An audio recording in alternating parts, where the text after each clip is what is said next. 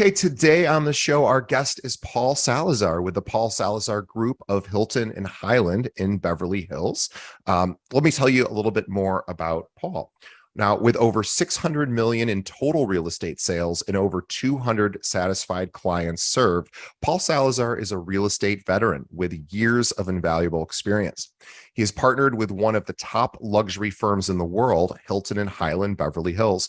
Paul has had a string of 20 plus million dollar properties sold under his belt, making him a true standout in this highly competitive and fast-paced industry. Paul's an expert in rebranding and relaunching properties that have been lingering on the market. He also works with the developers to build luxury spec properties all throughout Los Angeles. Please learn more about Paul two places. I want you to go visit his website, which is Paul Salazar Group, and that's Paul, PaulSalazar group.com. And also find him on Instagram. It's also Paul Salazar Group. We'll have links to both of those in the show notes, so you don't have to type it in. So please go visit Paul. And Paul, welcome to the show. Wow, that was quite the intro there. Well, it's so funny. I was feeling weird hearing all that stuff. Yeah, all right. It is weird. I had somebody recently interview me, which very rarely happens, and they went through a list of things like I was just mentioning you, and I was like, well, I don't like to hear that at all. Like, it just doesn't sound right for some reason. I know, it feels weird. I mean, it's great, but it also feels weird. Well, I would love to talk about all of how you got into luxury, but also let's start at the very beginning of your real estate sort of journey. How did you get into real estate and why?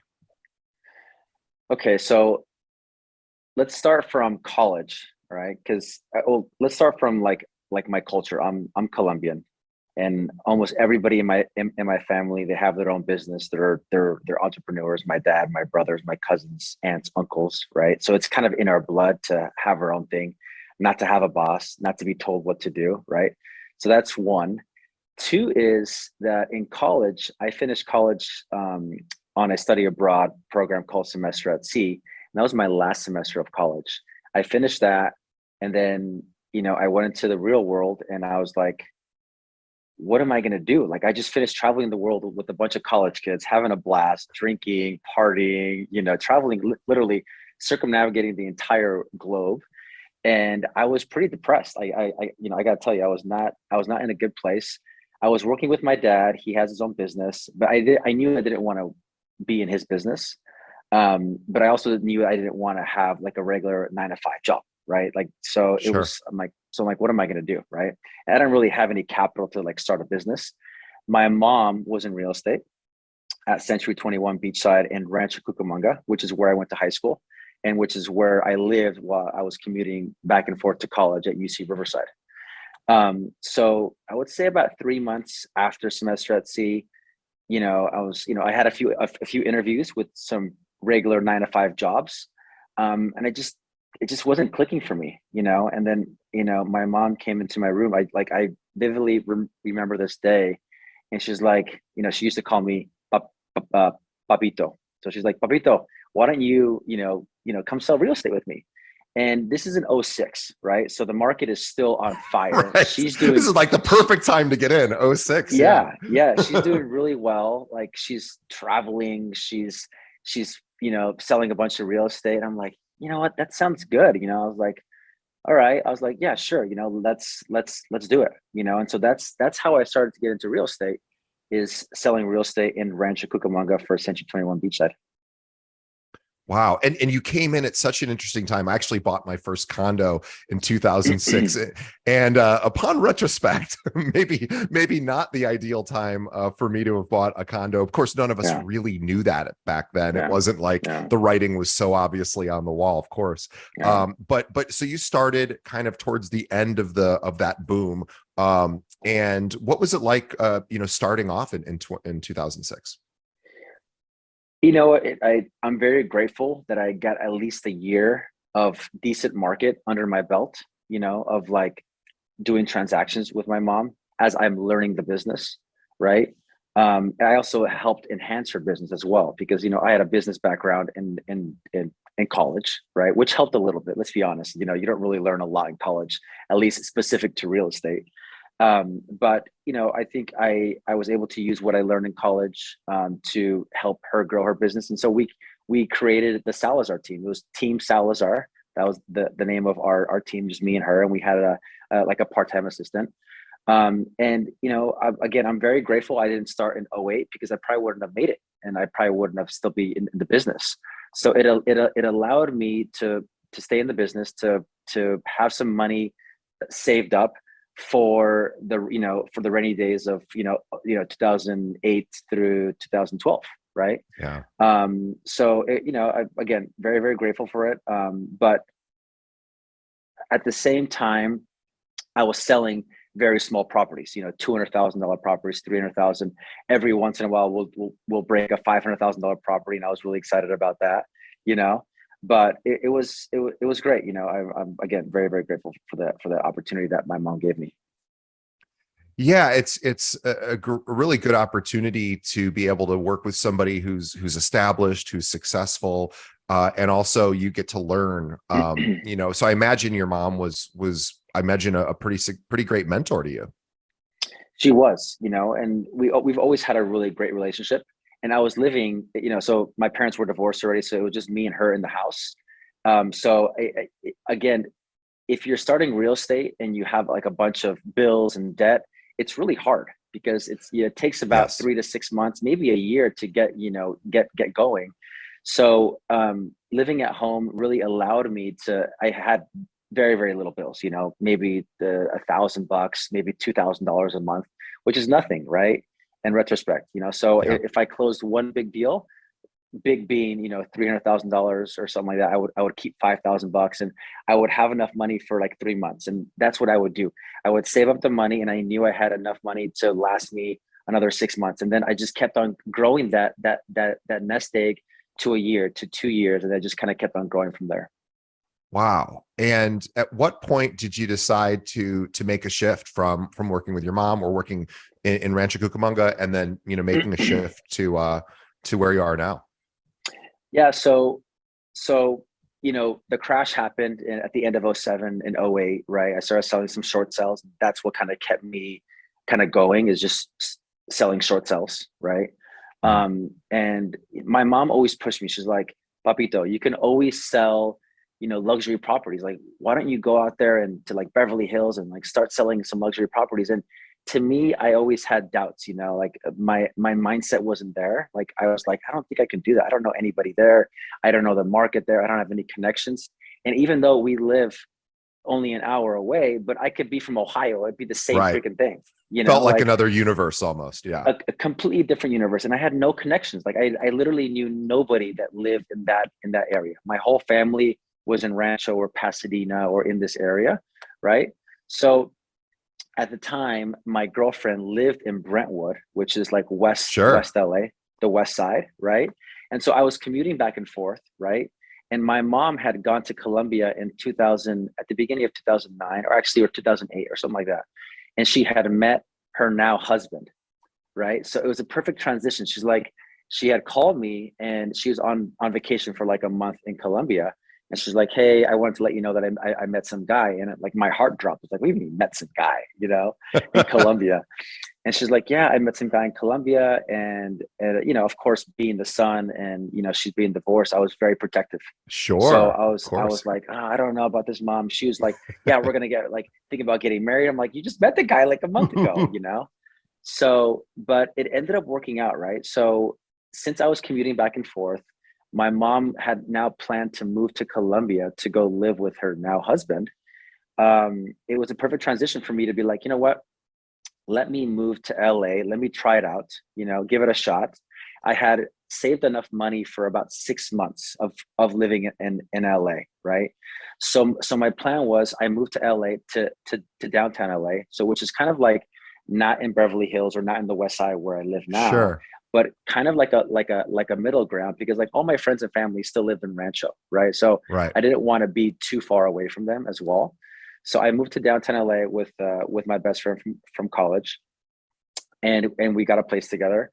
And I didn't have a job. I moved to LA without having a job, and I said to myself, do I want to start selling real estate? It's going to take me a while to get going. I don't have a budget to market myself. I don't know anybody. I don't know any of the markets. I don't know any of the areas. I don't know anything about the market, Sure. right? So I was starting from scratch. I knew how to, I had closed at that time, probably about 30 or 40 deals with my mom over the last couple of years, the last 3 years. So I knew about the transaction, right? But I didn't know about the players. I didn't know about how to sell luxury real estate, which is completely different than selling a house that's worth, $200,000 or $300,000.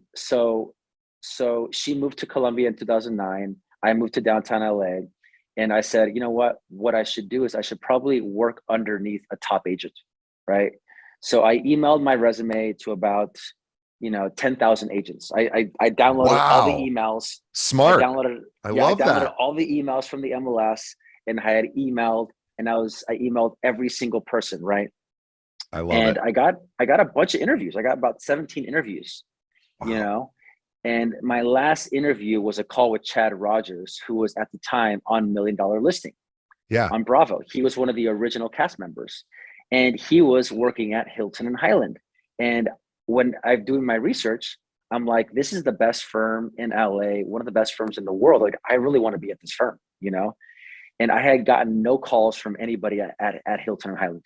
The last call I got was from Chad. He called me, he left a message, and he's like, yeah, I'm on Million Dollar Listing. I'm like, I have no idea who you are. I don't watch that show. Right. Which he actually liked. Right. So Yeah, I sure. called him. Yeah. Yeah, So I, because you didn't want to hang out with him because he was on yeah, TV. Yeah. exactly. So I called him up. We had an interview, and it was a match. It was perfect. So, and I have to give a lot of of gratitude and a lot of credit to Chad for giving me the opportunity to be working under him, because he was selling big properties, 15, 18, 20, 21, 22, 23,000, $23 million properties. So because of him, I was able to get into the luxury market, and I stayed with him for a long time, for about 10 years. I should have left earlier. And I think the reason why I didn't leave is because, again, my mindset wasn't there. I didn't feel that I can I could I could sell real estate on my own. Right.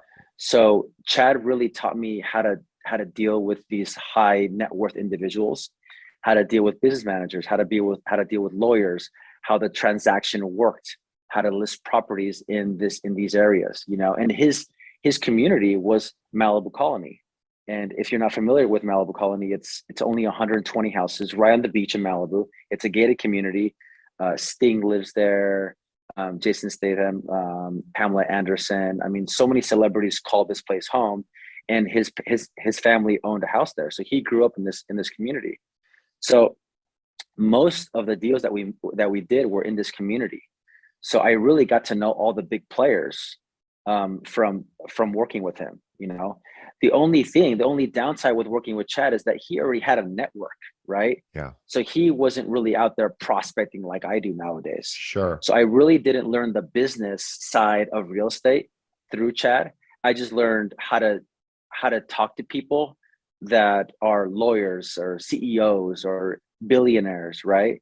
I learned how to communicate with these kind of people, because he would give me a deal. Like, he would say, hey Paul, this is my listing, and I would take it on from there. Like, I did most of the work. I really helped him run his business, and we did well together. And I think after 10 years, I think what what helped me make that transition from, the mindset was just like, again, I just didn't feel, I guess, worthy enough, or I didn't feel I had the capability of going on my own. Like, I feel like I needed somebody to help me out.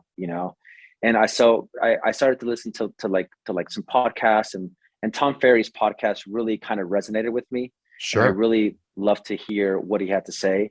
And I started to listen to him. He was talking about cold calling. And I was like, I've never cold called at this time. I think I was in the business for about 13 years, and I had Right. never cold called once in my entire career. And probably didn't want to either. You're probably like, I don't want to have to do that. Yeah, exactly. It's like, it was really scary for me. And at that time, when I was working with Chad, I was his assistant. And then after a couple of years, it was like a hybrid model. And we also actually had an assistant. So it was me, him, and we had an assistant. So he would give me deals. I would hold his open houses. I would get deals through that. I would get deals now through some like friendships that I had in LA. So I kind of started to grow my business, but I didn't really grow it that big. That's why I was also scared to leave him, because I didn't really have a Sure. big, a big source of business, because I would also get like a small percentage of his business as well. But if Sure. I left him, I wouldn't be getting that anymore, right? Right. So that's how it started. It's it was a long journey with Chad. I learned a lot. I should have left earlier, like probably after 5 years, but I didn't. And after listening to Tom's podcast for about 3 months, I joined his coaching program. And after that, I started cold calling. I got a couple of my own listings, and then I left Chad right after that. Wow. So I have a few questions. I want to go actually. Thank you. That is a really incredible story, and Yeah. there's more to the story, I know. I want to go back to just this really smart idea that in all the episodes we've done, I don't think anyone has ever suggested, and it was a really good idea. There's so obviously teams are, or whether or not you want to be a solo practitioner or a team, having a Yeah. mentor, regardless, is a great idea for so many Yeah. listeners. So Paul did something very creative and something that literally anybody can do, which is well, in your case, you scraped a list off the MLS of realtor emails. Mhm. You can also buy these lists. They're really not that Yeah. expensive, a couple $100 maybe for your local area. And then he just, fired out 10,000 emails, and that is absolutely doable. So if anyone out there is listening, that is essentially how Paul got into luxury property. He Yeah. invested in reaching out to everyone in his local area and got 17 Yeah. interviews. And I mean, it is remarkable. I was just talking to one of the very top producers here in Chicago yesterday, and I was asking her how often, and she's a solo practitioner, and she does about 160 million a year just herself alone. Wow. And yeah, That's she's amazing. amazing. And I was like, how often do realtors email you asking for mentorship, coaching? She's like, oh, and she's super nice and very sweet. She's like, Mhm. almost never. So it's one of those things that I Wow. guess sometimes we think maybe those people are getting inundated, and maybe they are, but maybe they're not, right? And so I just wanted Yeah. to honor you for sort of being creative in that step. Yeah. I've never heard of anyone doing that. Now that's what Yeah. us recruiters do. We get those lists, and Yeah. Yeah. when we want to Yeah. recruit realtors. So Yeah. recruiters do this all the time. Yeah. But individual agents, unless it's like, oh, I have a listing and I want to email every realtor to let them know about it.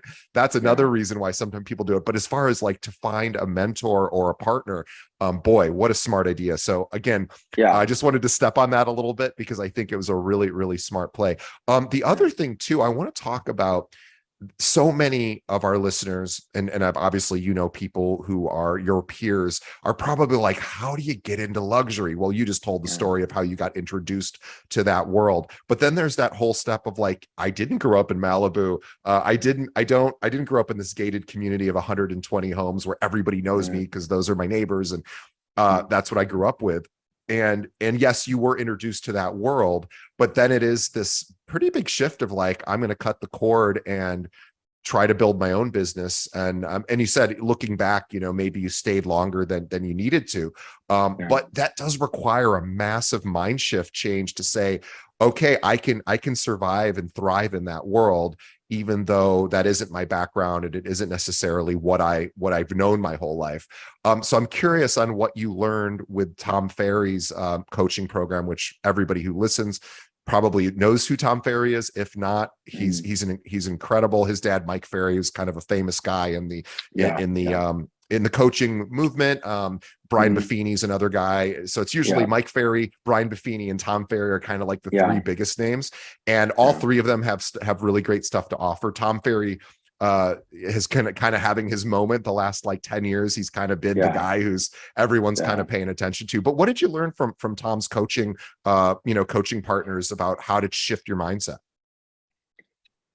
I mean, so much, right? I mean, there are so many different tips that he kind of suggested. Affirmations, some books, right? But I think for me, I think the biggest shift was at the time. I was single, and I had just started dating this girl, who's now my girlfriend, and she was an entrepreneur. You know, and she was out there,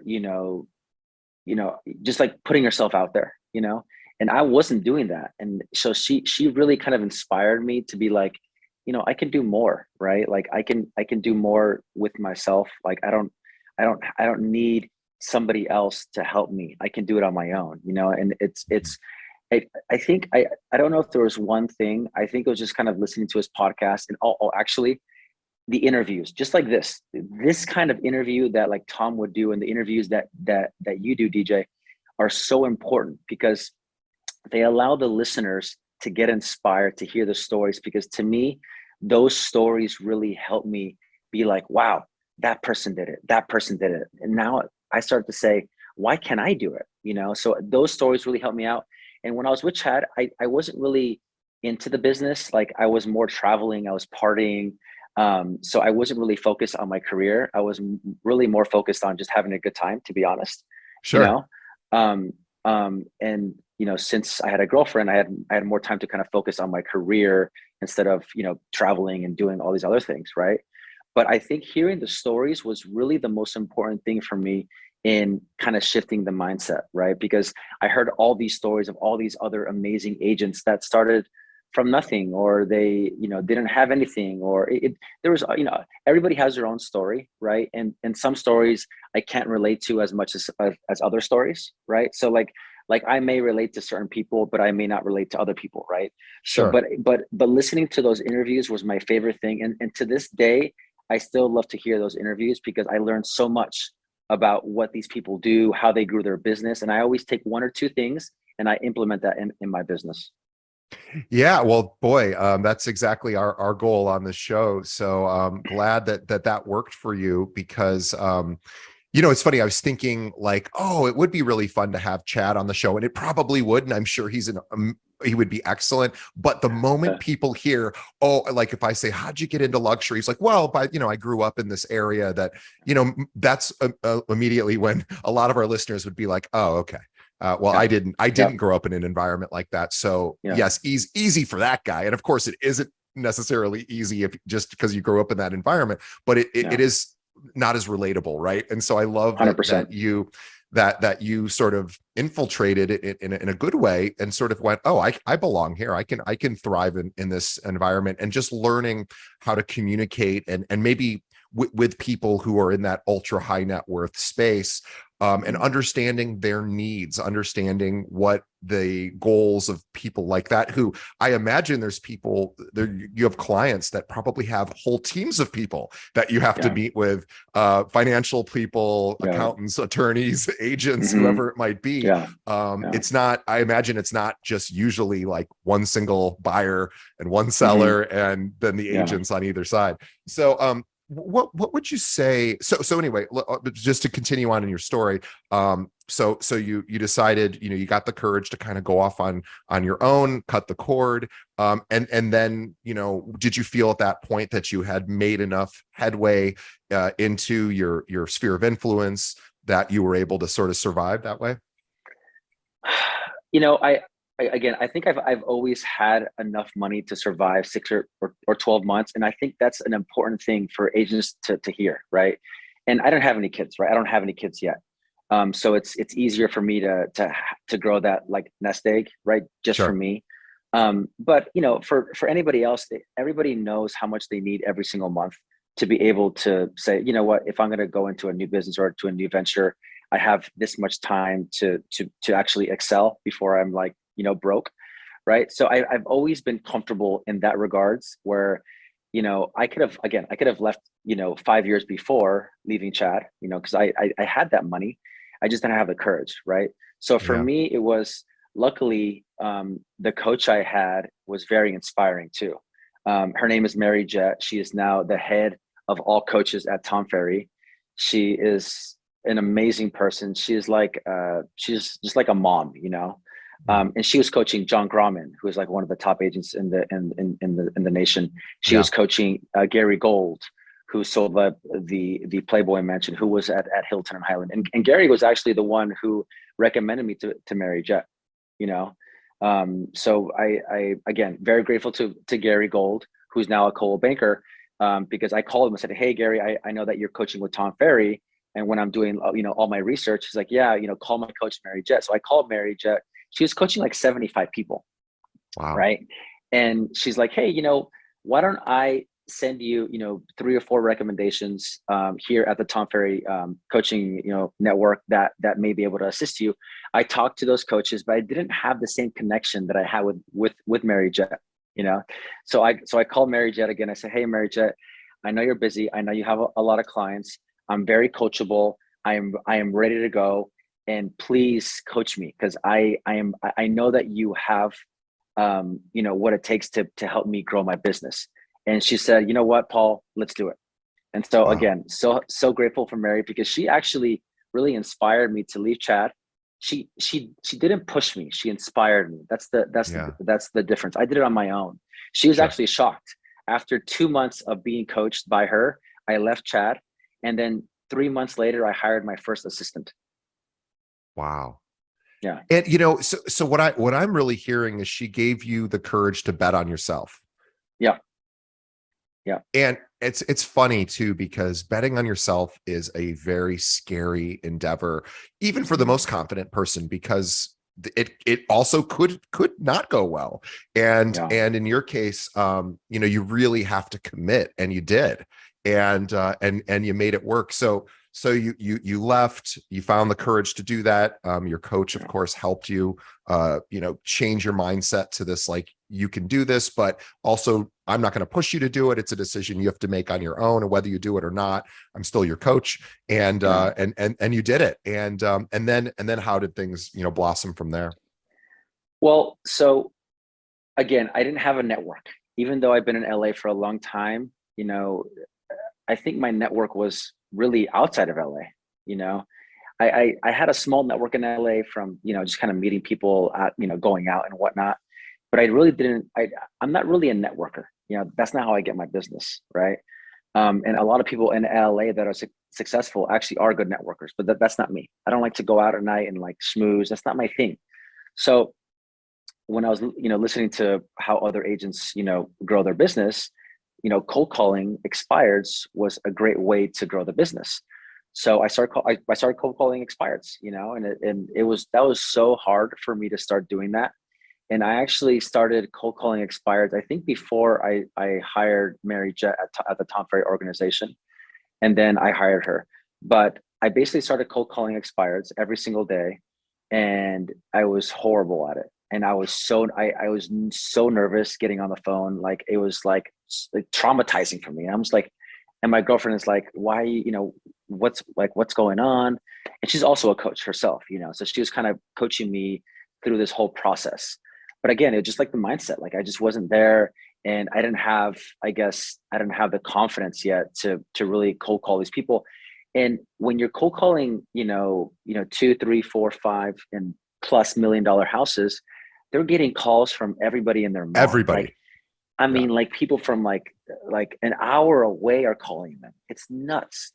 So you were only calling luxury expireds, or were you okay? Yeah. So you somehow only subscribed. Luxury. Did you subscribe to a service that gives you those leads, or did you just find them in the MLS as they would expire? So at the time I was using RedX. I'm now using Vulcan, but at the time I was using RedX, and I think there's like a filter of doing like only houses over $1 million. So I was only, listen, anything in LA right now, like anything over $1 million is like a teardown, Yeah. So it's like the word luxury. It's like, I don't even know what that means anymore, because here in LA is a $2 million property like a luxury property, because it's like a 3-bedroom, 2-bath, 1,200 square foot house in an okay neighborhood. It's insane, right? So with that being said, I started cold calling expireds. And by the way, I want to pause you for a second, because for those of you that have never, I feel like that art of calling for sale by owners, calling expired listings, isn't as popular anymore. Well, first of all, people, look, most people don't like making cold calls, and calling for sale by owners or expireds is, we'll say just expireds particularly difficult, because it was on the market probably with another realtor. It Yeah. didn't go well. Property didn't transact. And so you may be calling somebody who now hates realtors or hates the Yeah. previous realtor, or, and as you said, is also because it's a luxury property, at least by the price. It is now, very attractive to everyone who buys these leads, which is a lot of Mhm. agents. So you're right. People from an hour away, sure, I'll drive in for a $2 million property, of course. So now the Yeah. owner is getting bombarded with, you're probably not the first phone call even of the day when you call them. So can you just talk a little bit about what those calls were like? Just because I love the fact that you started calling FSBOs or sorry, expired listings, and were able to, still build a luxury practice out of it. Yeah. I mean, I knew that like that was really the only way that I wanted to do things. Because Yeah, again, I'm not a networker. That's not my thing. sure. Um, I'm not going out at nighttime and going to events, right? So I like to be home, during the week. So it's either open houses, door knocking, or expireds. And I still don't have the courage to go door knocking yet. So I started with expireds, right? That was my first step into building my confidence into doing scary things. And a book that I like to read um, that really inspired me was Miracle Morning. Oh yeah, Hal Um, Elrod. Yeah, yes, exactly. Great book. So highly great recommend it book. for any listeners. So me and my girlfriend started doing that. So we would start waking up early, 5:45 alarm, getting up at 5, meditation, journal, workouts. There's a couple other things there. I forgot what they are. But doing that every single morning, and then that really propels you to a very successful day. Yeah, So I started doing that, but making the calls was really tough. You know, sure. the good thing is that I knew the market, so that was one. I knew the market, which is really important. And number two, I was at a great brokerage, Hilton and Yeah, Highland, and we only have one office and only 150 agents. So it was only really in my office. There's only one other agent that does expired calls. So if I'm calling, hey, it's Paul Salazar at Hilton and Highland, I kind of not everybody, but most people will know that brand name, and they'll say, you know what, there's only a few agents at that brokerage. It's a very very popular brokerage here in the area for high end residential, and so they gave me a little bit more respect, right? that's nice. Yeah, So that definitely helped me out. Okay. But at the end of the day, it's you just have to know how, you obviously have to have a script that you internalized. You have to know it from, you have to just understand the script. There's only going to be a few different objections, and you have to know how to handle it. And more importantly, it's your tonality. And yes, that's what I learned is tonality is so important, right? And everybody's different. I'm really good with a certain demographic, ladies that are like 60 plus, you know. that's your I'll sweet be honest spot. with you. Yeah, that was my sweet spot. So that was my first listing. And it was a $2.1 million listing. And they had interviewed the other agent at my office who is like the king of expireds in LA, who does a ton of expireds. And I actually beat him. I beat him to the listing, which is great. And the way I did it, it was just like I was just personable. And what I started to create after that was, how do I become the best listing agent in LA? What do I have to do to become the best listing agent in LA? So that was really my mindset going forward, is how do I create a great listing, right? So what does that involve? And how do I also show my next prospect how I just transformed this property, sold it for record price, short days on market. It was on the market for 6 months. I sold it in a weekend, so I started to create those marketing pieces to help me get Yeah, the next listing and the next listing and the next listing. And I started just really hone in on my listing skills and my negotiation skills and my sales skills to really go from expired to sold. And I have like 15 now case studies of these houses that were once on the market. I transformed them and I was able to get them sold. that's that's such a great approach. This idea of sort of what we would maybe call story selling, this idea of, Yeah. hey, let me tell you about this previous thing Mhm. versus here's why I'm the best choice, which I'm sure you do have that as part of your pitch as well, of like, here's what I'm Mhm. going to do for you. Here's the X, Y, and Z of what I'm going to do. But let me tell you about this last property I just worked on.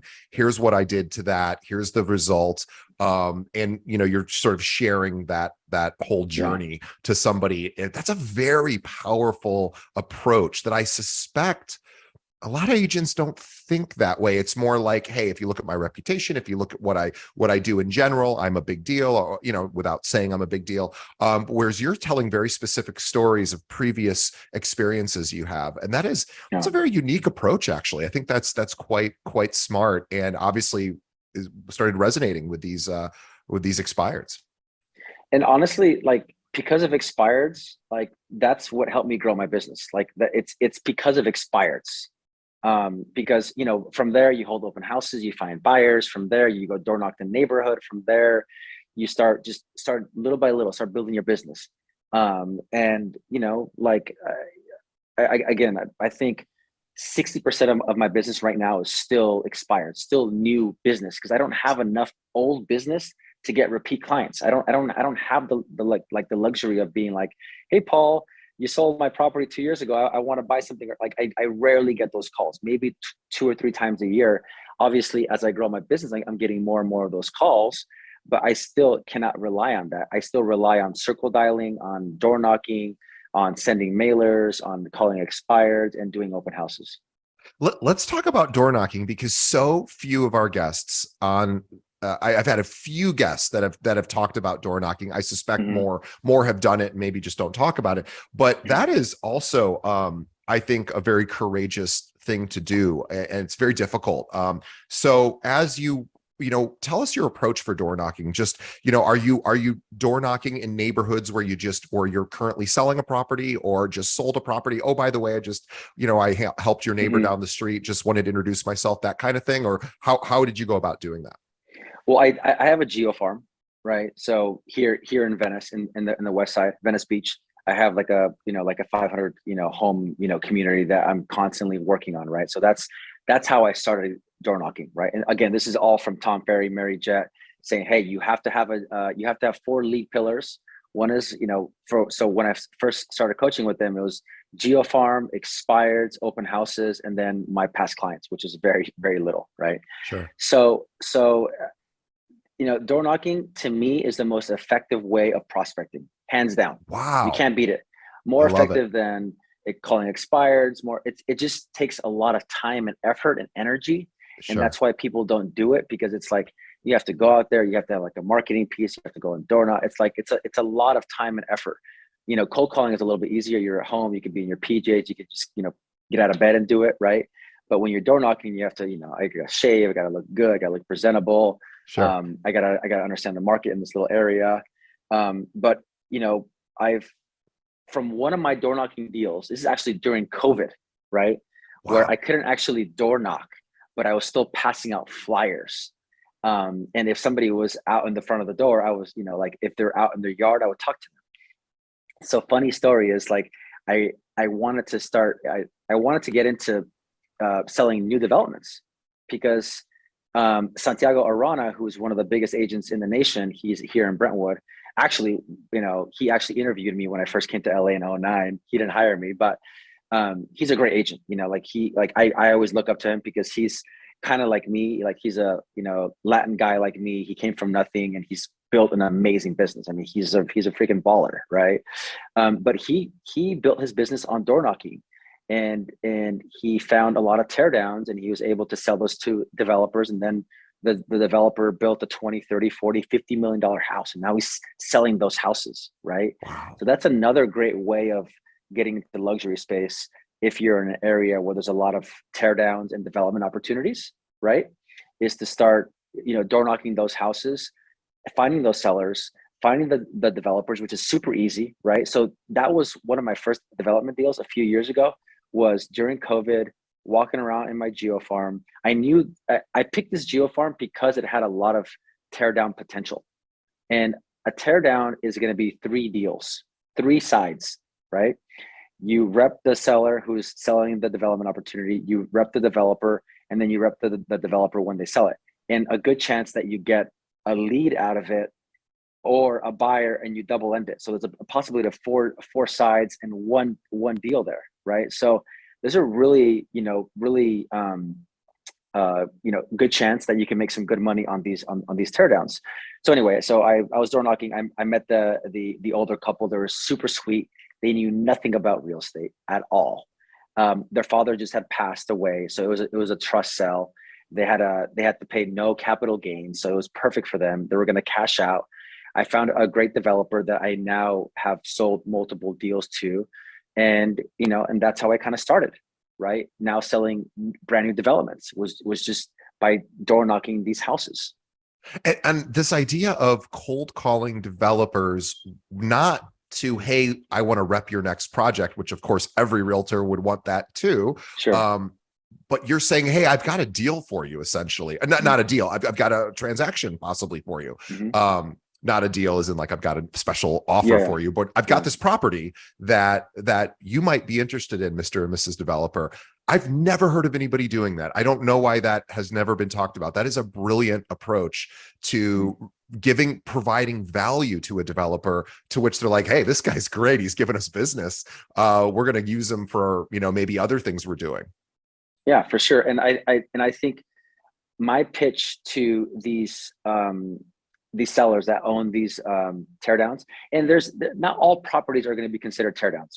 Sure. I always look out for my clients, no matter what. I always look out, like, if I was them, what would I do? Right.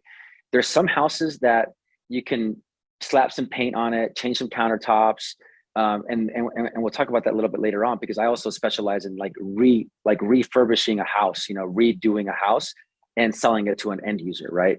But there's certain houses that you can't do that. It's either too small or it needs too much work, and it's a perfect teardown, right? Like the developer is going to pay more than an end user, right? So what my pitch is to these sellers is that I'm going to create an offering memorandum, an OM, right? And that's not really used for residential brokers. They don't really understand what that means. That's more for like commercial agents, that sell industrial buildings or office and retail or other kind of commercial real estate. So what I do is that I create with my team, like a 15, 20 page PDF, and it outlines, all right, this is what we're selling. This is what we're asking. This is, what the land, price per square foot, because we don't look at price per square foot for the house. We look at the price per square foot for the land. We show them comps of other land sales that are similar to this in the area. We also show them comps of what a new development will sell for in the area. We also show them what they can build per the Underbuilt report, which is a company here in the area that can tell me how big of a house I can build on it. And then I email it to developers. And then Brilliant. I say, give me a call. And now they trust me even more, because I created this great marketing piece that took me 3 hours, and they trust me, like, this guy's the real deal, right? And so I start calling these developers. I said, hey, and it's so easy to find developers. So there's no excuse for anybody not to find a developer. All you do is you go on the MLS, you find out all the new developments that I've sold. You look at public records, you saw who sold them. If it's an LLC, you look up the LLC, you look up the manager, you find them online. They have a website, you give them a call. It literally takes 5 minutes, right? Yeah. It's super, super easy. So that's how it started. And I luckily sold it to a great developer who I have a great relationship now. And now I've already sold them a few other properties that are now being built. And that house, I sold it originally tear down for 1.6 million. So I double ended that. And then we sold it 2 months ago for 4.2 million. And we put a big sign in front of the house as they were building it, as they were, building the whole house, a huge sign, a massive sign with a QR code to a website. And I got a buyer lead that I sold another house for 3.1 million. I got other leads that I'm working on right now. So it's like every single listing should give you 2 or 3 deals. At the minimum, 1 deal, and if you really know how to maximize it, 2 or 3 deals. So that's why I really focus on getting listings. How many other agents do you know who prospect developers with opportunities like that you put together? I'm curious, if that's a common practice. And if it is, I'm curious on how putting together that 15, 20 page PDF with literally step by step of like, here's all the work we've done. Here's the options for what you can do, Mr. and Mrs. Developer. And here's what we think, estimated profit might be. How common is that? Are you like the only guy really doing that? Is that your sort of secret sauce, or do you feel like other people are putting together similar packages? Well, it's not a secret anymore. But I don't think anybody else is doing it. Yeah, Again, I really pride myself in being detail oriented and creating really nice marketing pieces like that. That's my thing. Like I really want to have a nice brand. So if you go to my website, it's very clean. If you look at yeah, my at my Instagram profile, I try. It's getting better and better, right? It's not easy to like have a nice, clean, bold, and sophisticated look, but sure. that's what we're trying to build here. But I don't know anybody else that's doing that. There are a lot of agents that sell a lot of developments, and they're doing this, right? And the other way of getting these deals is by sending letters. So like I would drive around a whole area with my assistant, and I will pick out, tear down, tear down. We write the address, we put it on an Excel file, and now we send handwritten envelopes, and we send them a letter. I just closed it. I'm actually under contract on the deal right now from a letter that I sent 3 months ago, and they call me, hey, I got your letter. Do you still have that buyer? I'm like, yes, I do. I put the deal together, and now we're under contract for another development deal, right? So not only door knocking or cold calling these teardowns, but also sending letters works. I love that. You're doing all of the things that you would assume a luxury agent probably doesn't have to do, right? Most Yeah, luxury agents I know are not calling FISBOs, expireds. They're not cold calling developers. They're not writing, letters, or maybe they are, and maybe they're just not telling us on our show. But I yeah, appreciate yeah, that you weren't born into this sort of luxury business. You really built it. You bootstrapped it, and you yeah. you saved up enough money so that you could explore that. And I just, boy, those are the best stories, I think. So let's talk about, because again, so many of our agents are like, okay, I can start doing some of those things. But everybody wants to be a luxury agent. What's the major difference you found, because you do 20 plus $1 million properties as well? What's the major difference between working with, a seller of a, let's say a $1 million property, or in LA, of course, like you said, everything's kind of, or at least in the area you service, is kind of $1 million, even the smallest properties. But Yeah. what's the difference between working on the smaller property side to the ultra high net worth side? Are the needs and the goals basically the same, or is it kind of a different world? I mean, I think at the core, it's the same thing. Somebody wants to find a home, right? So in that respect, there's going to be an emotional attachment to selling real estate, either in high end or in a lower price point, right? Sure. I think the only difference is is that when you're selling real estate here, a lot of the times they have a business manager who can make things very difficult, a lawyer, right? Sure. And so they who have who a by the whole way are not emotionally involved in the property no, that a buyer or seller might be. They're emotionally involved in keeping their position, which their position is to very thoroughly review the financial component of this transaction, which yeah, I'm assuming is a big deal. So you not only have to win over the emotional side of the buyer or seller, but you also have to win over sort of the more empirical part, the objective part of dealing with now this team, which those are two very different masters to serve, I imagine. yeah, yeah, and I think most of the people that I service here in LA, not everybody, but most of them are just sophisticated, and they're educated, and they're business owners. They're very smart people, right? So they may know about the property more than you do. Like, if you're showing them property, they may have done all the research. So you have to be prepared a lot more than I was prepared when I was working in Rancho Cucamonga. I'm not saying you don't have to be prepared selling real estate in a smaller price point, but all I'm saying is that over here, I feel like you have to be more prepared, because they are going to ask you tough questions, and they're going to expect that you know that. They're going to expect that you know the market, that you know the players, that you know about the house, all that stuff. So I think that's the biggest difference. And then the other thing is when you're listing a property, I feel that, I spend easily, $5,000 to $6,000 per listing before it's even on the market. You know, Sure. I'm spending, $1,000 to $2,000 on a photographer, same for a videographer, a floor plan. I do everything. Like we do Instagram ads, we do YouTube ads, we do Google ads for our listings. We want to be the best of the best, right? And that's how this is my plan to get to the next level. Like I really want to start growing my business to the next level. I'm not there yet and I have a long way to go, but I know that if I keep doing this, I will get there because people are going to start noticing that I really take care of you. I'm going to look out for you and I'm going to get you top dollar, or I will get you the best price if I'm repping you as the buyer's agent. Yeah, it's so funny to hear somebody say I've sold 600 million in real estate. I'm not quite there yet. I'm just but that's the motor that you have that keeps you going. 600 Yeah. million is Yeah. just where you're at today. It isn't necessarily where you want to be tomorrow. Yeah. But it's so funny to hear that really it seems like your entire career has been so much of put the blinders on, do the hard things that are maybe a little scary and uncomfortable, but are healthy, and things that other agents aren't willing to do, like door Hmm. knocking.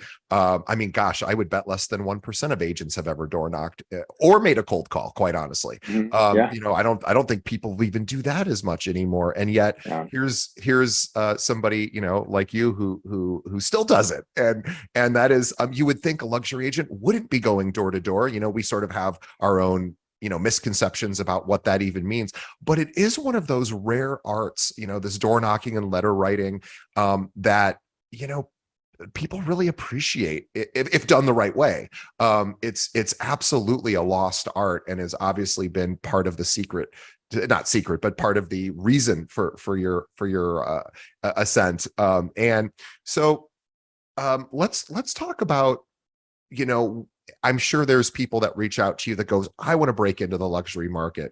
What are your thoughts on that? I see. I always think most agents shouldn't aspire to that unless they want to up their game. Like you were saying, now Hmm. dealing with buyers and sellers who maybe are a bit more sophisticated, maybe are just Hmm. more business focused. Like you said, a lot of business owners, a lot of people who have been successful in their careers, and just have a level of sophistication that, maybe people at lower price points, just don't have or aren't as interested in. And so, you do have to appeal to that sort of those qualities of these more Yeah. sophisticated buyers and sellers. What would your advice to be to somebody that says, I want to sell $20 million homes just like you?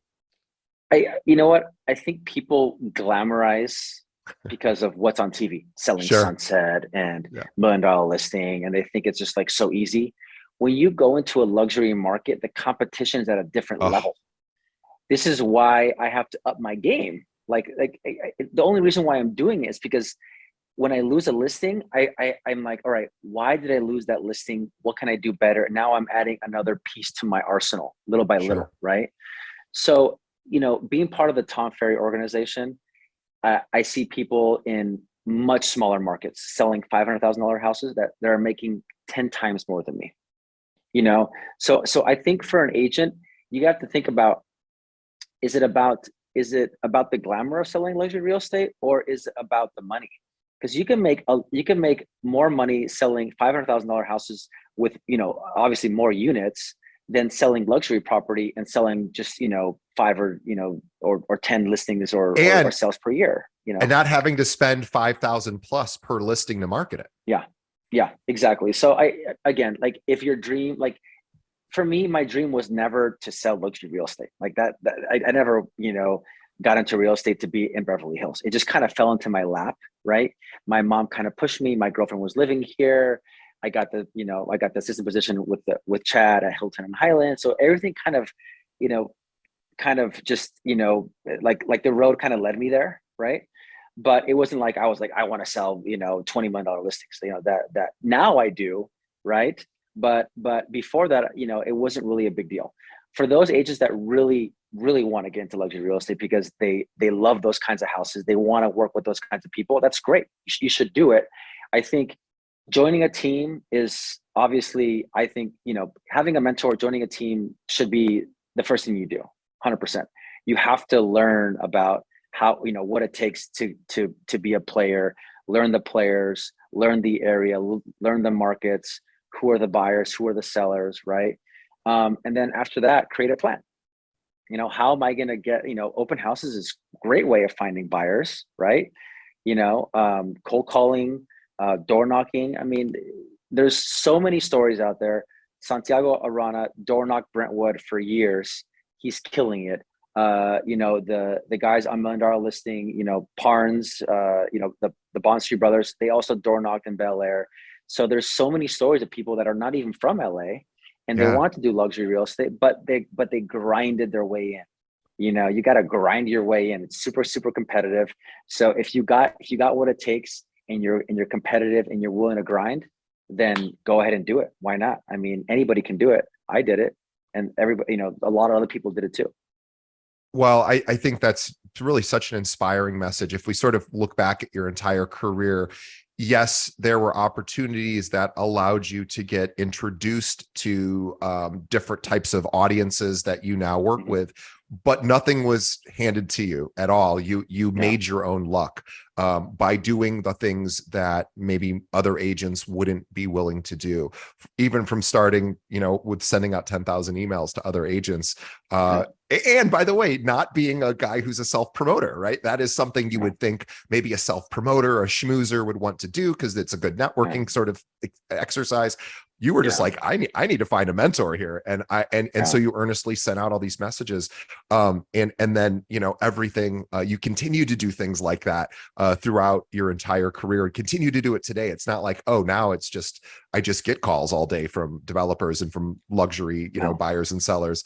You're still drumming up all this business on your own. And I think that's just a great place to sort of wrap up for today, because it's like reminds me of that old this ancient I think it's a Zen saying. I can't remember exactly where it comes from, so I apologize if I'm getting this wrong, but the expression's a good one, which is before enlightenment, chop wood, carry water.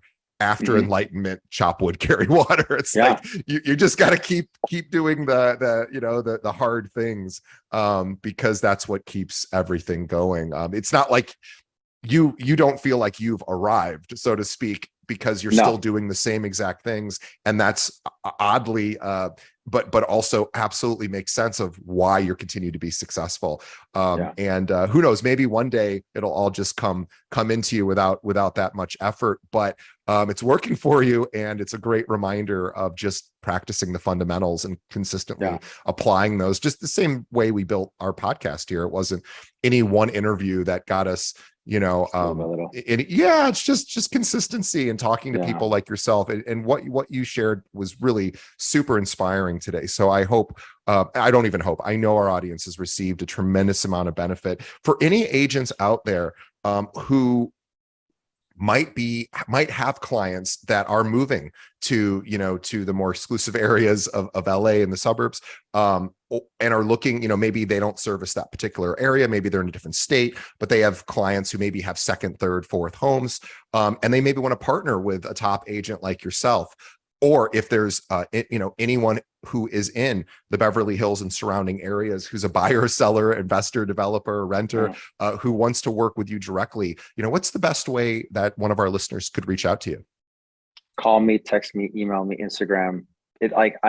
I check all those things. So like my cell phone, 310-387-1976.